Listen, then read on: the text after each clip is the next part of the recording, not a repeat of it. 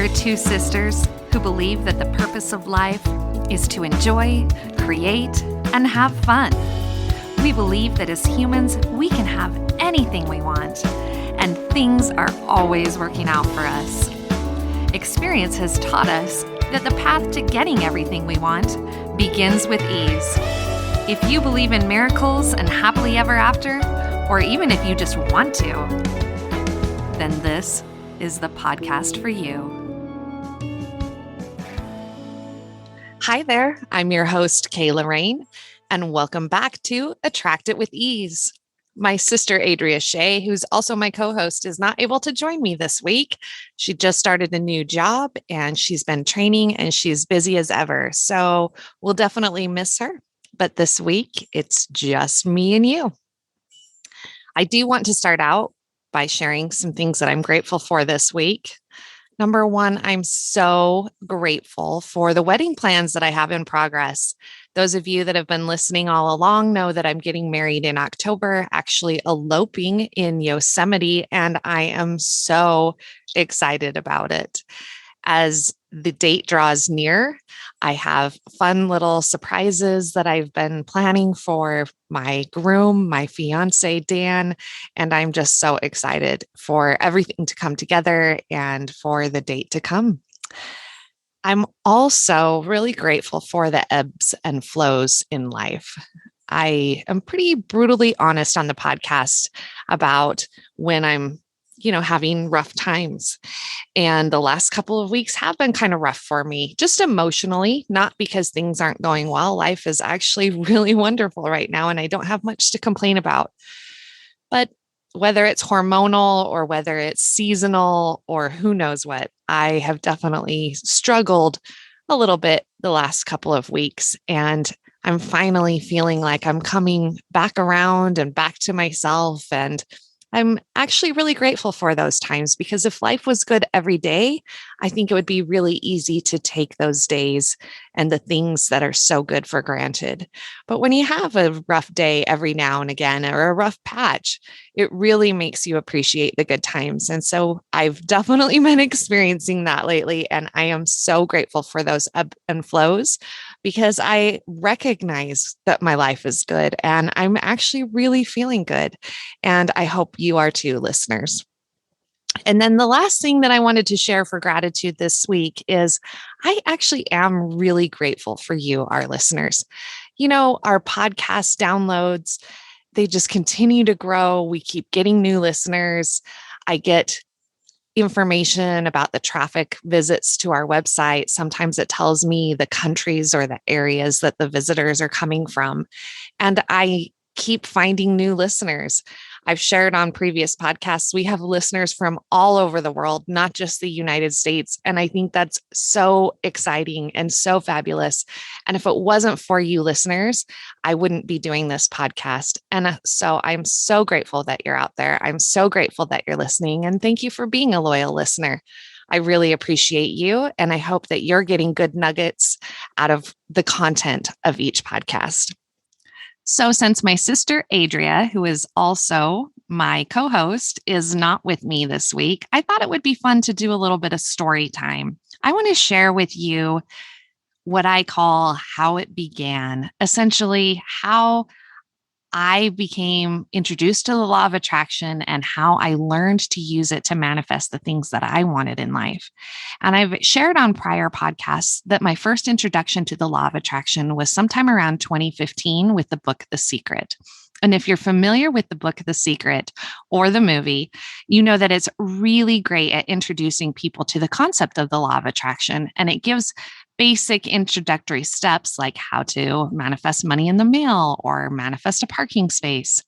But what it doesn't do is really get into how to use the law of attraction to create outcomes that you want in life or manifest the big things that you want. So even though I believed in the law of attraction and had an understanding of it back in 2015, it wasn't until probably 2018 that I really started using it to create the outcomes that I wanted in life. And so I want to share that story a little bit. Sometime around 2017, I was making the most money I've ever made in my life. I was making over six figures. I had a really good job. I was living in a big, beautiful, brand new home. I was driving a brand new, beautiful sports car. My life was good. And at the time, I was dating a guy that I really liked. We were falling in love, and I couldn't imagine life getting any better. At that time, if you recall, at least in the United States, there was kind of a bubble burst in the economy and the housing market crashed, and a lot of people lost their jobs. A lot of people lost their houses. It just, everything changed. So I went from making tons and tons of money and being on top of the world to finding myself in a position where my employer came to me and told me, look, a lot of companies are laying people off. We don't want to do that, but we can't afford to pay you what we've been paying you anymore. And they asked me to take a pay cut. I didn't want to, but of course I understood and I wanted my job. So I said yes. And a couple of months later, they came to me a second time and said, hey, we hate to do this again. We know that we've already cut your pay, but we need to cut it again. They got rid of a couple of employees. They were cutting back where they could. And they said, look, we're sorry we have to do this to you, but we do need to cut your pay again. At that time, I didn't know how I was going to continue to make my mortgage payment, pay for my car. And I told them, look, I don't know that I'm going to be able to take much more of a loss. So I said, I do understand. I'm grateful that you are letting me keep my job, but I'm now taking on more responsibility because you've let go of a few other people. So I'm doing more work for less pay. Understand that if you have to come to me a third time and cut my pay, I will have to look for something else because I can't afford to survive on any less than this second pay cut. So I kind of set that precedence. They agreed. I wasn't happy, but it was what it was. Not even 6 weeks later, they came to me a third time and told me they were going to cut my pay. And at this time, I actually was pretty upset about it, meaning like mad, angry, because I had already told them, if you cut my pay again, I'm going to have to quit. So then I felt almost like they were pushing me out the door. Like they wanted me to quit so they wouldn't have to fire me or get rid of me. And that really upset me because I had been there for about 5 years at this point. So I stood true to my word. I did quit. I had no backup plan. And I just was determined I'm going to go out and find a job that pays as much or more than the first or second pay cut that I got from them, because here I was used to making six figures plus. Well, it wasn't as easy as that. The short version of the story is I lost my house. It was foreclosed. I lost my car. It was repossessed. And I could not find work that paid anywhere near what I had been making, even after the second pay cut. So I was really feeling defeated. Like I mentioned, going into all of this, I had been dating a guy. I was so into him. In the midst of some of this, he decided he was going to move to Las Vegas. He had a passion for gambling. He thought he could be a professional gambler and make things work that way. And so he up and moved to Las Vegas, which I wasn't thrilled about, but I supported him. And he got there and was there less than 6 months and was struggling to make ends meet. He couldn't afford groceries. His cell phone got shut off. And how do you have a long distance relationship if you can't even talk to the person that you're in a relationship with? So slowly but surely, I added him to my cell phone plan. I sent him money here and there. He didn't ask for it, but I sent it to try and help him out. And it became apparent within about 6 months that it was not going to work for him in Las Vegas, at least not at that time. So I convinced him to move in with me. I had moved out of my house into a townhouse. So I was renting at this point. And I had plenty of space. So I got him to move in with me. I took care of him. He got back on his feet, so to speak, meaning he got a job and was making some money. And so that was kind of what my relationship was going through at the time. Well, as I mentioned, I struggled finding work. And after a while, my lease came due. So it had been a year and I was not working and I didn't know what I was going to do. Was looking for a new place. I thought that the guy I was dating and I would get a new place together. We had aspirations to move downtown because we wanted to be in the heart of the city where we could walk to places and have, this nice lifestyle. And long story short, he found a place and he signed a lease on his own, considered it his place. And I thought I would be moving in with him only to find out that he didn't want me to move in with him.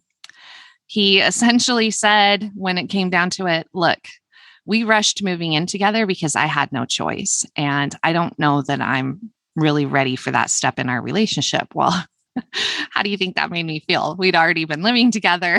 I thought we were in love and things were progressing and we were moving forward. And I felt like suddenly he was pulling the rug out from underneath me. So here I'm not working.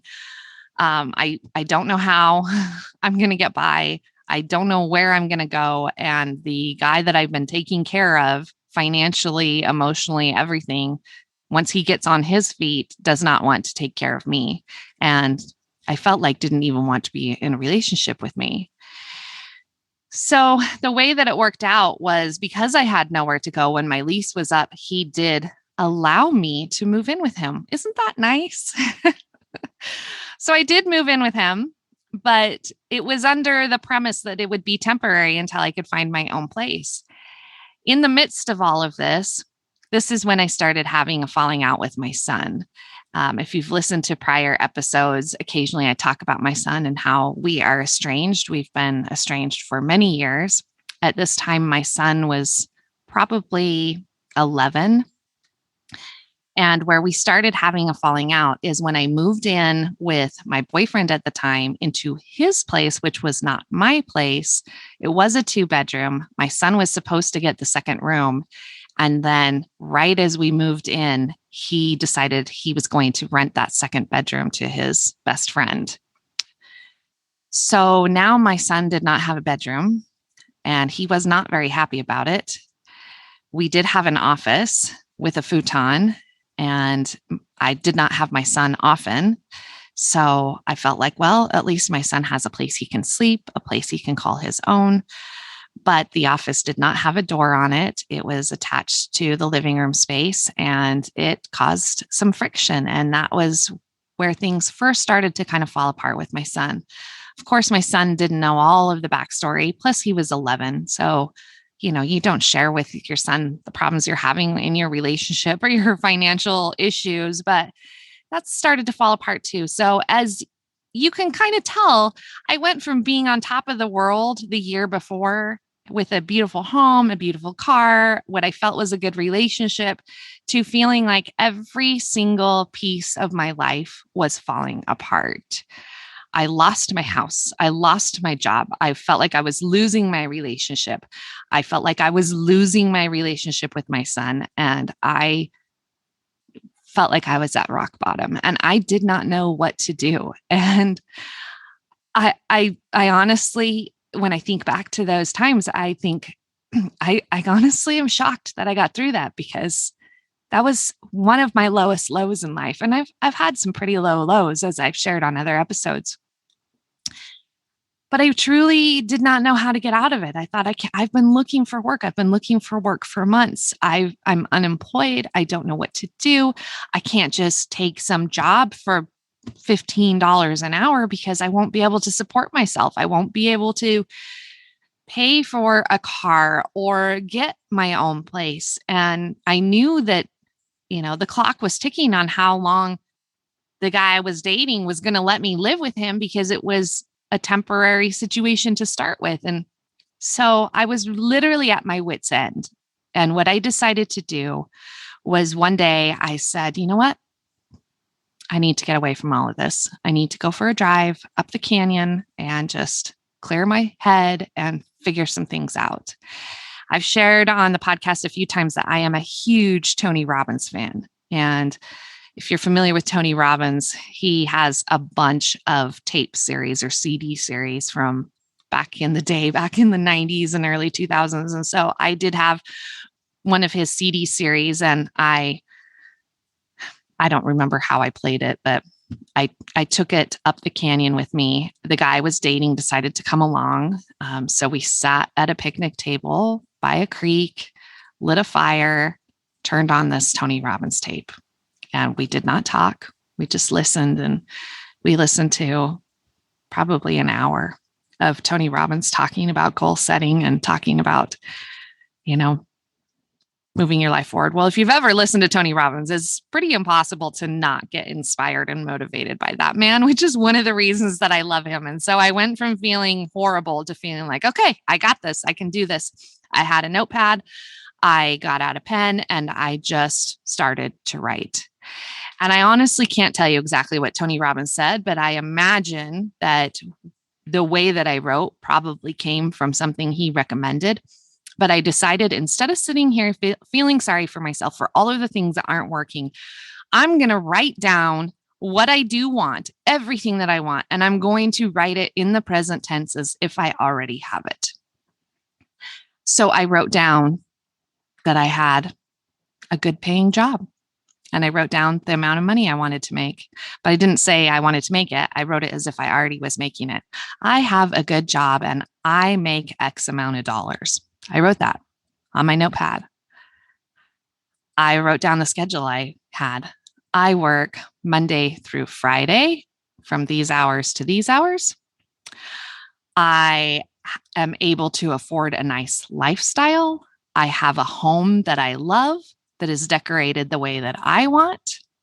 I have the ability and the resources to travel. I just went on and on. I literally just wrote out, these are all of the things that I have, which was basically all the things I really didn't have but wanted. And I wrote it as a list. And there were probably, 20 things I wrote down. It wasn't crazy detailed, but it was a lot of stuff. The big things to me at that time were I needed a steady income. I needed it to be good money. I needed a place that was my own place where I wasn't dependent on the person I was in a relationship with, and I could separate from that awkward situation where I felt I was unwanted. And those were the big pieces for me. I obviously wanted a good schedule. I wanted some free income or expendable income to be able to enjoy life and not just get by. But I was very general in how I wrote it. And I didn't even really think much about it. It just felt good to put it on paper and think about it for a minute. And it felt good to step away from my situation, to get in nature, to have something or someone uplift me, and just take a moment to push the reset button. So honestly, I don't remember much about the rest of that day or what occurred in the following days. But within a couple of days after that experience up the canyon, I heard from someone, I think it was a call or a text from someone that I had worked with a few years prior, who said, look, I heard that one of the top dogs at this company you used to work for at the corporate office, one of these top dogs at the corporate office is looking for a personal assistant. I think you would be great. And if you're still unemployed, you should reach out.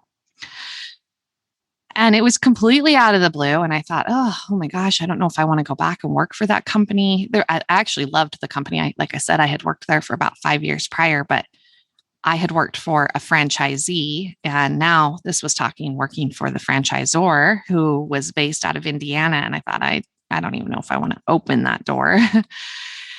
But I thought, you know what? It doesn't hurt to ask, at least find out about the position and if he would consider me and so forth. And I did have a relationship with this guy because I had been through a management training program at corporate that had taken place over a period of about 2 months. So he was one of the trainers, and I had a really good relationship with him. He knew me by name and knew the level of my work and my experience. So I thought I'm just going to reach out. So I think I left him a voicemail or an email. He ended up calling me a day or so later, and he kind of laughed about how we got connected. But he said, it's funny that someone told you I'm looking for a personal assistant because number one, I don't have a personal assistant. That's not a thing.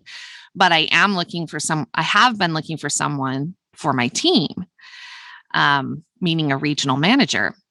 And he said, but here's the problem. I just hired 2 people in the last month. So the information that I was getting was definitely delayed. And the way that the gossip train works, the communication changes and the initial message is not always what's received. So he was not looking for a personal assistant. It turned out that the job that I had heard about was a completely different job, and that job had been filled.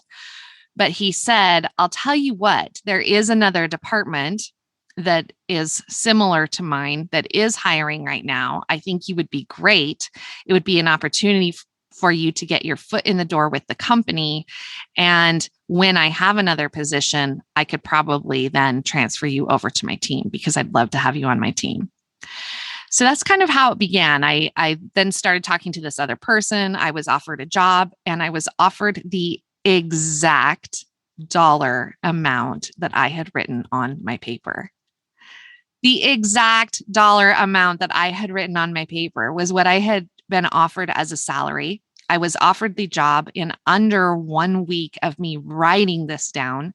Now, here's the catch. It required me to move out of state. I had to be willing to accept this job that was a regional position, and I would go through training, and at the end of training, I would get placed somewhere. And I didn't know where I was going to be placed. I had to commit to, hey, I will go wherever there's an opening. And that freaked the crap out of me because I didn't want to move back east. I didn't want to live in the Midwest.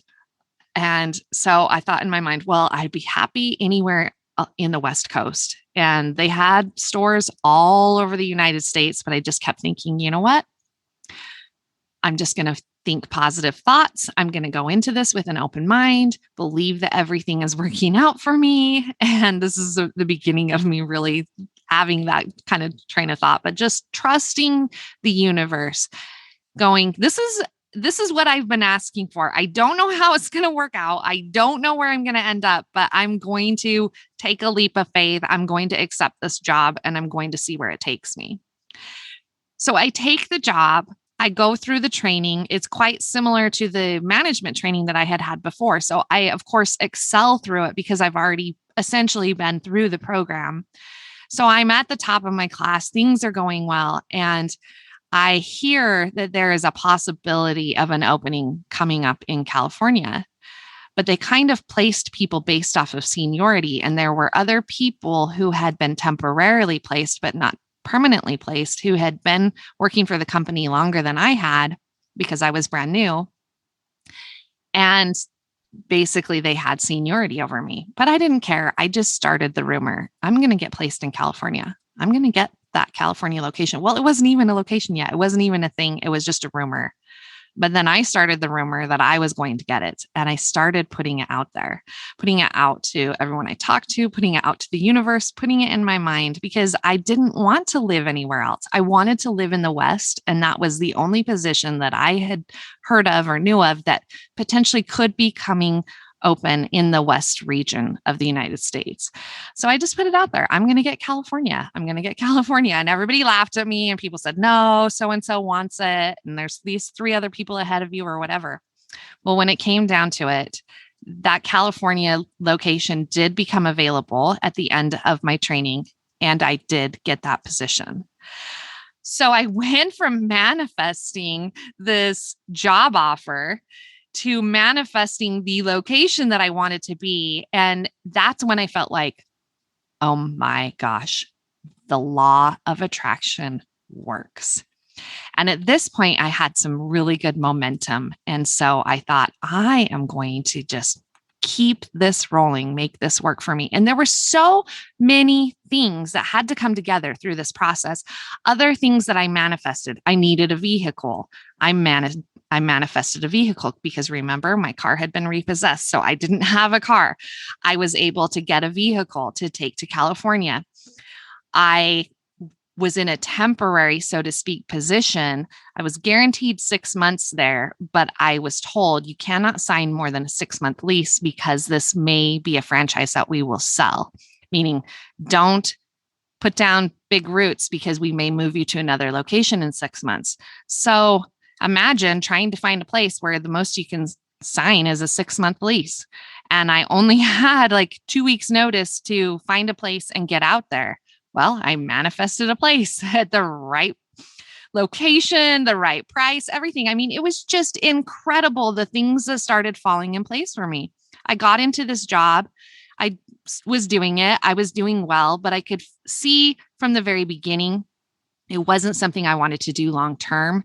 It did not utilize a lot of my skills. It was rather than a regional position, more so almost like a store manager position. And I felt like, oh, I have so much more experience than this that is being wasted. I really want to grow with this company. So within a couple of months, I had my sight set on moving into some other position. And I was only guaranteed to be there for 6 months to start with. So I thought, okay, I'm going to start working on this next position. Well, I saw a need in the company, and I've shared this on prior podcasts in a sense, but I saw a need in an area that they didn't even have a position for. I brought it to the attention of the company, started a rumor that they were going to create this position, and I just got some buzz out about it and said, look, I think we need a position called XYZ, and I think I would be really good for that position. And long story short, I convinced the company to create this position that was missing, and I got that position, which moved me from a store manager essentially to a regional manager.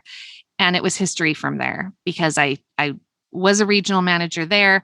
And within a few months, I was able to move into the department that I first had kind of talked about, which was under the guy that I had first reached out to about the personal assistant position. I was able to join his team. I became a regional sales and marketing manager for the company. And it was kind of history from there. So in the midst of all of this, if you think back to some of the things that I said I wanted a steady income. I got it. I put down the amount of money that I was making. I got it, that exact amount of money. I put down that I wanted a Monday through Friday schedule. I got it. I put that I wanted the ability and the resources and so forth to travel. Well, once I was in a regional position, it was a traveling position. So not only was I traveling for work, but I was able to stay over the weekends when I wanted to and experience those cities and places I was visiting. And it just turned into this incredible, incredible experience. It's something I never could have imagined working out the way that it did. When we talk about how when the universe gives you what you're asking for, it's almost always far better than what you have imagined. That was 100% the case in this situation. But I was able to get my own place. I was able to afford the lifestyle I wanted. I was able to get a car. I was able to have the schedule that I wanted. I was able to get out from under the weight of the relationship, being in a place where I felt unwanted. I stayed with the guy. We stayed together for many years. And funny enough, this ended up being the guy that I've talked about in the past that ended up really, really bad in the long run. So I definitely had some personal things I probably could have worked on during that time that maybe would have caused me to not stay in an unhealthy relationship. But truthfully, I had so many fabulous things come together for me. The stars aligned. And when I think back to what spurred this whole thing, it literally was taking the time to reset my mindset, getting in nature, listening to something positive and uplifting, and then spending time working on my goals and writing down what I wanted in the present as if I already had it. That to me was the magic that started everything. And then once things started happening for me, I acknowledged it. And we haven't talked about that much on the podcast, but acknowledging when things are going well and saying thank you and being grateful for the things that you've asked for and recognizing I've been working towards this. I've been wanting this and now I have it. Thank you. Thank you. Thank you. Oh my gosh, the law of attraction really works. And the more that you re-emphasize that it's working, the more that it does work. And it's this snowball effect. It's like rolling a snowball downhill and it starts to get more snow and it goes faster and faster and the snowball gets bigger. And it's hard to stop that snowball once it starts rolling, but it's getting the snowball rolling.